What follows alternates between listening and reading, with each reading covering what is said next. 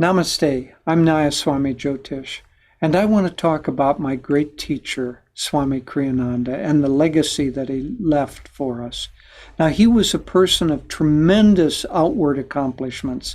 He wrote 150 books. He composed over 450 pieces of music. He started communities. He talked to thousands of people through lectures and classes.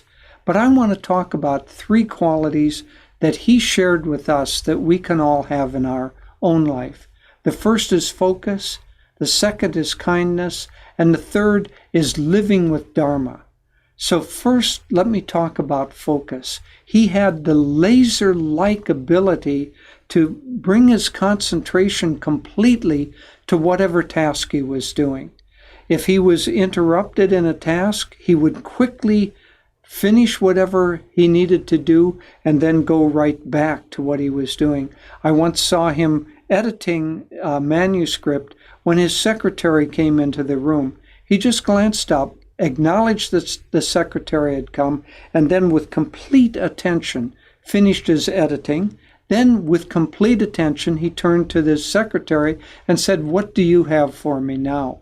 That focus is very important for all of us to emulate. The second was kindness. He was the kindest person I've ever met in my whole life.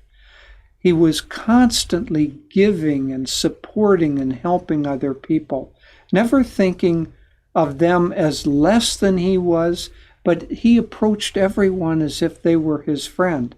This wasn't just people who were connected to him or following him. These were strangers, people in shops, shopkeepers, or people on the street. And he was always including and giving kindness to everyone. And the third quality is absolute Dharma. So he always lived with absolute righteousness.